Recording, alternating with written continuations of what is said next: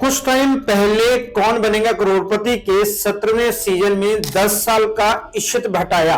बच्चे की बातों में कॉन्फिडेंस था, एनर्जी थी, लेकिन जिस चीज ने सबका ध्यान खींचा वो था उसका एटीट्यूड। ज्यादातर लोगों को लगा कि उसका टोन ओवर कॉन्फिडेंट और रूड है। सोशल मीडिया पर वो वीडियो वायरल हो गया और लोग उसे बेहद क्रिटिसाइज करने लगे। असल में इशित की ये घटना सिर्फ एक रियलिटी शो का मूवमेंट नहीं थी, ये आज के बच्चों के माइंडसेट को दिखाती है। आज की जनरेशन में बच्चे बहुत अवेयर हैं, स्मार्ट हैं, लेकिन कई बार वो कॉन्फिडेंस और ओवर कॉन्फिडेंस के बीच का फर्क भूल जाते हैं। उन्हें लगता है कि बोल्ड होना ही स्मार्टनेस है और फास्ट रिप्लाई देना ही इंटेलिजेंस है, लेकिन कम्युनिकेशन सिर्फ शब्दों से नहीं, एटीट्यूड और रिस्पेक्ट से भी पहचानी जाती है। यह इंसिडेंट हमें रिमाइंड कराता है कि कॉन्फिडेंट होना जितनी अच्छी बात है, ओवर कॉन्फिडेंट होना उतनी ही खराब चीज है। बच्चों को यह सिखाना जरूरी है कि स्मार्ट होना बुरा नहीं, लेकिन रिस्पेक्टफुल होना ज्यादा इंपॉर्टेंट है। पेरेंट्स बच्चों को प्रेजेंटेशन स्किल्स तो सिखा रहे हैं, लेकिन वैल्यूज नहीं सिखा पाते। इशित का एग्जाम्पल यही बताता है। अपने बच्चों को स्मार्ट बनाने के चक्कर में पेरेंट्स खुद भूल जाते हैं कि स्मार्टनेस का असली मतलब क्या है।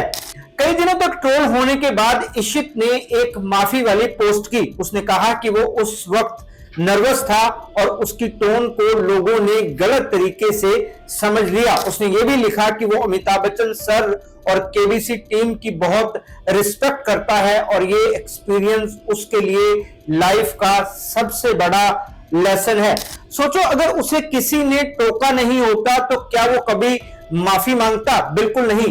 पेरेंट्स हमेशा यही सोचते हैं कि उनका बच्चा बड़ा स्मार्ट है, कूल है। इतने बड़े प्लेटफॉर्म पर भी वो डरा नहीं। इवन इतने बड़े एक्टर के सामने भी उसने बेबाकी से बात की, लेकिन उसकी यही बेबाकी किसी को पसंद नहीं आई। बात किसी की पसंद की नहीं है, जो सामने दिखा लोगों ने उसी को लेकर रिएक्ट किया। कुछ लोगों ने उसकी ट्रोलिंग का विरोध किया। वैसे तो किसी की भी ट्रोलिंग नहीं होनी चाहिए, क्योंकि ट्रोल कल्चर हमारे देश में अपनी जड़ें जमा चुका है। ये काफी खतरनाक भी है। कई बार ट्रोल होने वाला इंसान अपना कॉन्फिडेंस खो देता है। कभी कभी तो लोग सुसाइड तक कर लेते हैं। इसलिए किसी को भी ट्रोलिंग को सपोर्ट नहीं करना चाहिए। इशित की ट्रोलिंग दिखाती है कि लोगों को बस कोई मुद्दा चाहिए अपनी भड़ास निकालने का। इशित तो सिर्फ 10 साल का बच्चा है। कुछ लोगों ने उसे चप्पल दिखाते हुए वीडियो बनाए, कुछ ने तो उसे पीटने तक की धमकी दी, जिसे किसी भी हालात में सही नहीं माना जा सकता। वैसे इस पर भी बहस छिड़ गई है कि ऐसे बच्चों को बदतमीज कहें या फिर ये समझें कि उनको बिहेवियर से जुड़ी परेशानियां हैं। नवभारत टाइम्स को दिए एक इंटरव्यू में मशहूर साइकोलॉजिस्ट अरुणा भोटा ने कहा कि ऐसे बच्चों का सही समय पर इलाज होना चाहिए। वो इशित भट्ट को बदतमीज नहीं मानती, लेकिन उनका मानना है कि अगर बच्चा बेहद उतावला हो, उसके बिहेवियर में बैलेंस ना हो, तो उसे टीवी पर नहीं ले जाना चाहिए। वो ऐसे बच्चों के लिए बिहेवियर से जुड़े टेस्ट कराने की सलाह देती हैं। सीनियर साइकोलॉजिस्ट डॉक्टर विपुल रस्तोगी के मुताबिक अगर बच्चे के बिहेवियर में प्रॉब्लम दिखे तो स्कूल काउंसलर से बात करनी चाहिए या फिर किसी साइकोलॉजिस्ट से उसका असेसमेंट कराना चाहिए। कई बार पेरेंट्स मेरे पास आते हैं कि उनके बच्चे का बिहेवियर सीक्रेट हो रहा है, वो अपनी बातें छिपा रहा है। पेरेंट्स बच्चे की जासूसी से पता लगाना चाहते हैं कि कहीं वो कुछ गलत तो नहीं कर रहा। जी हां, आपने ठीक सुना, पेरेंट्स को छोटे बच्चों की जासूसी करवानी पड़ रही है। लेकिन मैंने आज तक इस तरह के जितने भी केस हैंडल किए हैं, उनसे एक बात समझ में आई है कि ऐसे बच्चों को जासूसी की नहीं बल्कि काउंसलिंग की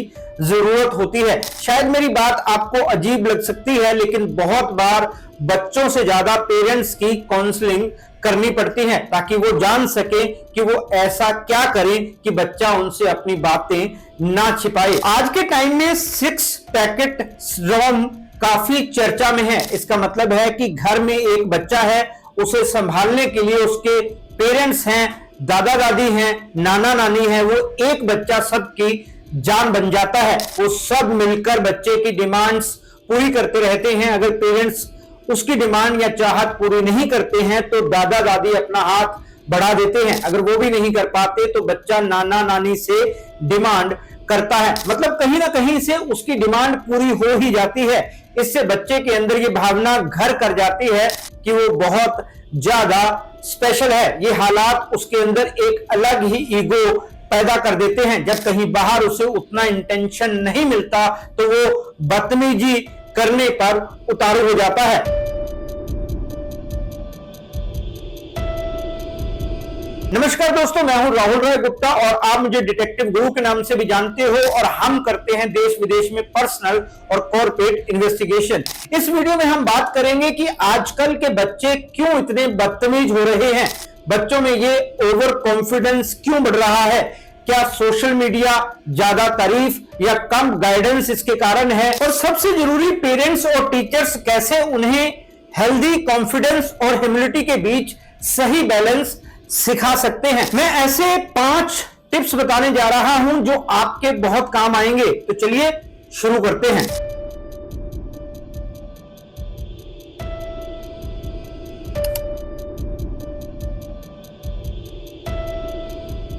इशित भट्ट ने अमिताभ बच्चन से कहा, अभी मुझे रूल समझाने मत बैठना, मुझे पता है। आज के जमाने में ज्यादातर बच्चे यही बात बार बार कहते हैं, मुझे सब पता है। ये लाइन अब सिर्फ मजाक नहीं रह गई बल्कि एक सोच बन गई है।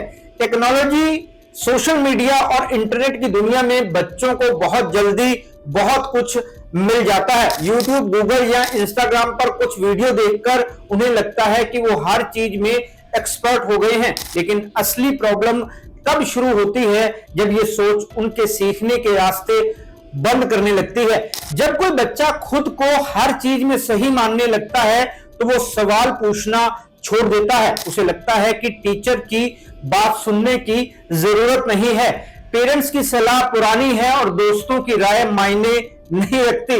धीरे धीरे ये बिहेवियर ईगो में बदल जाता है। ऐसे बच्चे छोटी छोटी आलोचनाओं को भी बुरा मान लेते हैं क्योंकि उन्हें लगता है कि वो कोई गलती कर ही नहीं सकते या फिर उनसे कोई गलती हो ही नहीं सकती। लोग उनमें कोई गलती नहीं निकाल सकते। पेरेंट्स या टीचर उनको किसी गलती के बारे में बताते हैं तो उसे वो अपनी इंसल्ट समझने लगते हैं। ये ओवर कॉन्फिडेंस उनके अंदर ग्रोथ माइंडसेट की जगह फिक्स्ड माइंडसेट पैदा कर देता है, यानी वो वही जानते हैं जो अभी तक सीखा है, आगे सीखने की जरूरत नहीं समझते।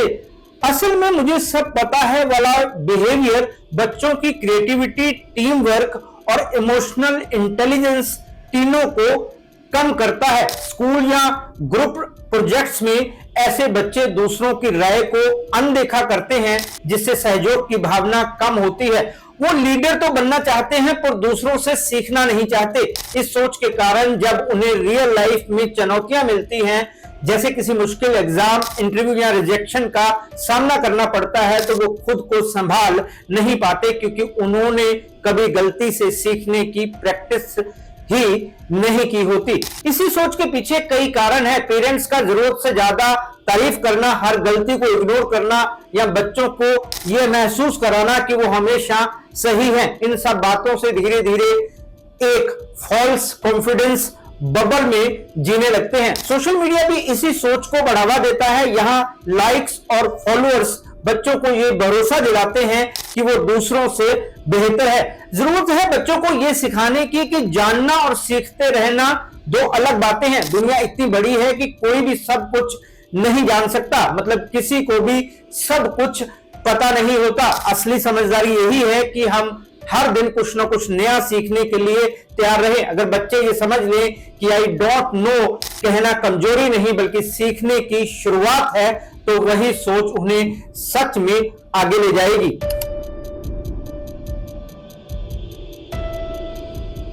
आज का बच्चा अपनी जिंदगी का बड़ा हिस्सा सोशल मीडिया पर बिताता है। इंस्टाग्राम, यूट्यूब, स्नैपचैट या अब नए ट्रेंड वाले एप्स, ये प्लेटफॉर्म बच्चों को एक ऐसी दुनिया दिखाते हैं, यहां सब कुछ परफेक्ट लगता है, परफेक्ट लुक्स, परफेक्ट लाइक और परफेक्ट सफलता, यही झूठी परफेक्शन बच्चों के दिमाग में ये सोच पैदा करती है कि उन्हें भी हर वक्त सबसे बेहतर दिखना है, सबसे स्मार्ट लगना है और सबसे आगे रहना है। धीरे धीरे ये भावना कॉन्फिडेंस से बढ़कर ओवर कॉन्फिडेंस में बदल जाती है। सोशल मीडिया पर बच्चे हर दिन दूसरों की सफलता, नए गैजेट्स या नए फॉलोअर्स की संख्या देखकर उनसे अपनी तुलना करने लगते हैं। जब उन्हें थोड़ी सी तारीफ या कुछ लाइक मिलते हैं तो उन्हें लगता है कि वो बहुत पॉपुलर या इन्फ्लुएंशियल हैं। वही अगर किसी पोस्ट पर कम लाइक आए तो उनका मूड खराब हो जाता है, यानी उनकी सेल्फ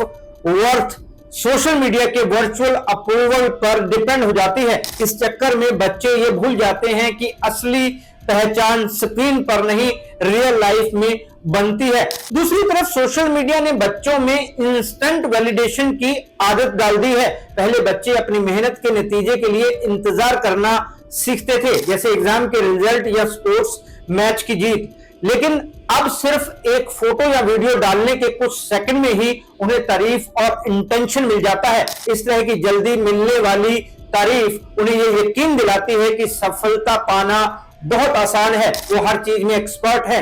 जब ये सोच पक्की हो जाती है तो वो सही आलोचना, सही सलाह या सुधार की बातें सुनने से कतराने लगते हैं। इसके अलावा सोशल मीडिया पर कई बच्चे इन्फ्लुएंसर्स या सेलिब्रिटीज की नकल करते हैं। वो उसी तरह बोलना, पहनना या बर्ताव करना चाहते हैं, लेकिन रियल लाइफ में उस स्तर पर पहुंचने के लिए मेहनत, समय और अनुशासन की जरूरत होती है, जो कई बार बच्चे समझ नहीं पाते। नतीजा ये होता है कि वो दिखावे की दुनिया में कॉन्फिडेंस दिखाने की कोशिश करते हैं, जबकि अंदर से इनसिक्योर महसूस करते हैं। अगर बच्चों को सोशल मीडिया का सही उपयोग सिखाया जाए, जैसे इंफॉर्मेशन लेना, सीखना या टैलेंट दिखाने का प्लेटफॉर्म बनाना, तो ये बहुत बेनिफिशियल साबित हो सकता है। लेकिन इसके लिए बच्चों को यह समझना जरूरी है कि लाइक्स से ज्यादा मायने रखता है करेक्टर और फॉलोअर से ज्यादा इंपॉर्टेंट है फोकस। असली सफलता तब आती है जब आत्मविश्वास असली मेहनत से आए, ना कि वर्चुअल वैलिडेशन से।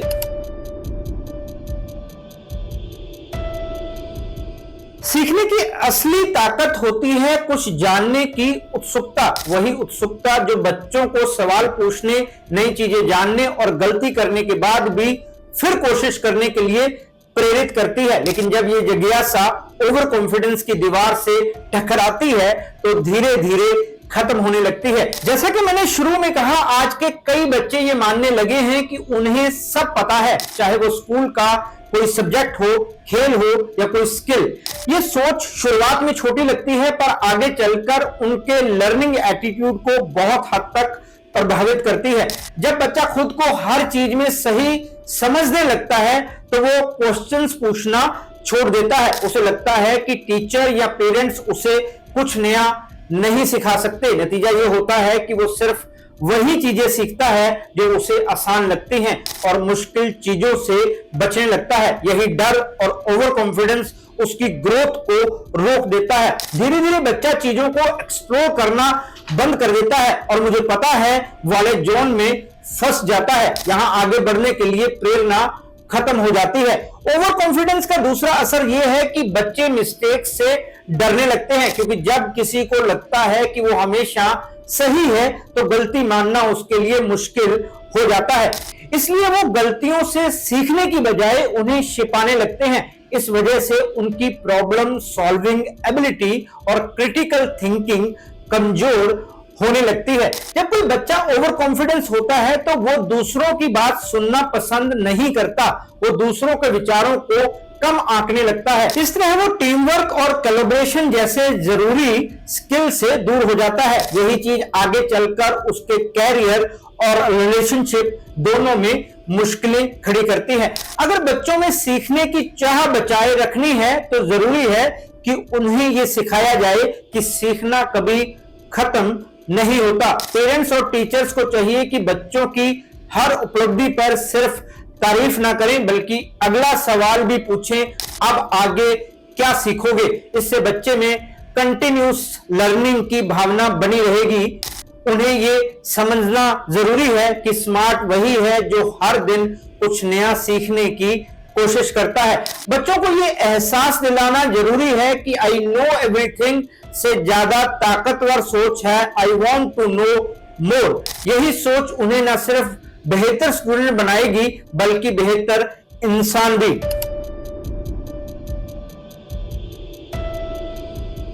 आज के समय में बच्चों का आत्मविश्वास बढ़ाना जितना जरूरी है उतना ही जरूरी उन्हें यह समझाना कि कॉन्फिडेंस और ओवर कॉन्फिडेंस में बारीक सा फर्क होता है। अक्सर पेरेंट्स अनजाने में बच्चों के ओवर कॉन्फिडेंस को ही आत्मविश्वास समझ लेते हैं। बार बार की तारीफ, हर गलती पर नजरअंदाज करना या हमेशा तुम सबसे बेस्ट हो कहना बच्चों के दिमाग में ये भावना पैदा करता है कि वो कभी गलत हो ही नहीं सकते। जबकि असली पेरेंटिंग का मतलब है बच्चों को तारीफ के साथ साथ उनकी लिमिटेशंस भी बताना ताकि वो अपनी लाइफ में बेहतर इंसान बन सके। पेरेंट्स को सबसे पहले यह समझना चाहिए कि बच्चों की तारीफ तब करें जब उन्होंने सच्ची मेहनत की हो, ना कि सिर्फ नतीजों के आधार पर। फॉर एग्जाम्पल, तुमने बहुत अच्छा स्कोर किया कहने से ज्यादा असरदार है तुमने इसके लिए लगातार मेहनत की, ये बहुत अच्छी बात है। इस तरह के शब्द बच्चों में ग्रोथ माइंडसेट जगाते हैं, यानी सीखते रहने और मेहनत करते रहने की सोच। बच्चों को गलती करने की आजादी दें। अगर बच्चा किसी काम में फेल हो जाए तो उसे यह महसूस ना होने दे कि असफलता शर्म की बात है, बल्कि यह समझाएं कि हर गलती सीखने का मौका है। इससे बच्चों में फिर उठ खड़े होने की ताकत विकसित होती है। आज सोशल मीडिया और डिजिटल दुनिया में बच्चों के विचारों को सही दिशा देने में भी पेरेंट्स का बड़ा रोल है। बच्चों से खुलकर बात करें, पता करें कि वो क्या देखते हैं, किससे प्रभावित होते हैं और क्या सोचते हैं। उन्हें यह सिखाएं कि हर चीज जो इंटरनेट पर दिखती है वो सच नहीं होती। अगर बच्चे ये समझ जाएं कि रियल सक्सेस स्क्रीन से नहीं बल्कि डिसिप्लिन, पेशेंस और लर्निंग से मिलती है तो वो अपने ओवर कॉन्फिडेंस को खुद ही संभालने लगते हैं। टीचर्स की भूमिका भी उतनी ही इंपॉर्टेंट है। स्कूल में ऐसा माहौल होना चाहिए यहां बच्चे सवाल पूछने, गलती करने और उस गलती को सुधारने के लिए सिक्योर महसूस करें। टीचर अगर सिर्फ सही या गलत कहने की बजाय हर जवाब पर चर्चा करे तो बच्चे आलोचना को पॉजिटिव तरीके से लेना सीखते हैं। पेरेंट्स और टीचर्स दोनों का मकसद होना चाहिए बच्चे में ऐसा आत्मविश्वास जगाना जो उसे हम्बल, क्यूरियस और मेहनती बनाए। उसे ये एहसास दिलाना कि सब कुछ जानना जरूरी नहीं बल्कि हर दिन कुछ नया सीखने की चाह रखना ही असली समझदारी है।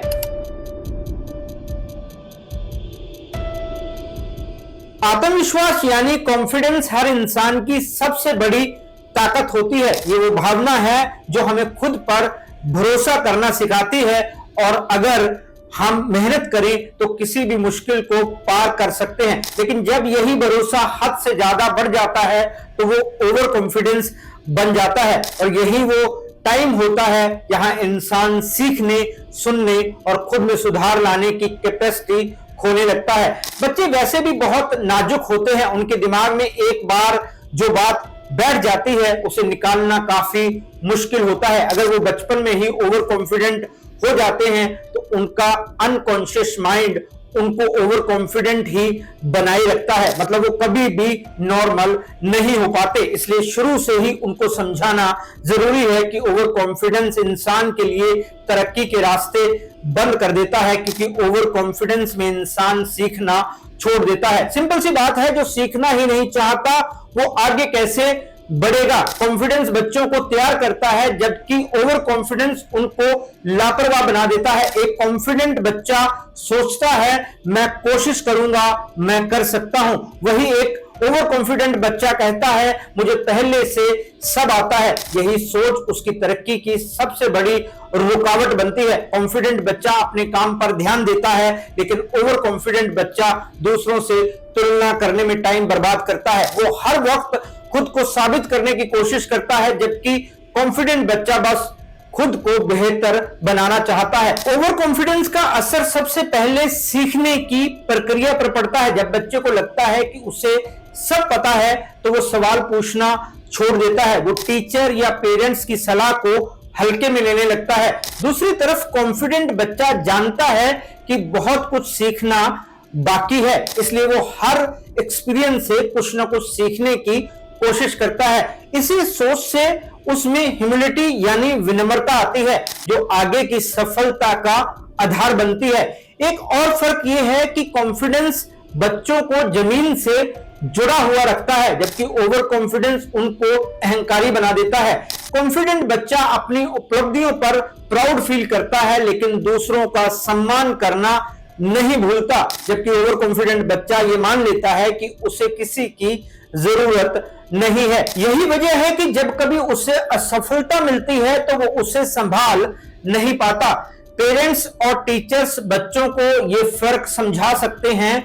बहुत जरूरी है कि बच्चों को बताया जाए कि कॉन्फिडेंस का मतलब यह नहीं कि आप कभी गलती नहीं करेंगे, बल्कि यह है कि गलती होने पर भी आप दोबारा कोशिश करेंगे। बच्चों को बताएं कि कॉन्फिडेंस आपको आगे बढ़ाता है, लेकिन ओवर कॉन्फिडेंस वही रोक देता है यहां आप खड़े हैं। इसलिए बच्चों को सिखाना जरूरी है कि खुद पर भरोसा रखें, लेकिन दूसरों से सीखने के लिए भी तैयार रहें। यही संतुलन उन्हें सच में सफल बनाएगा।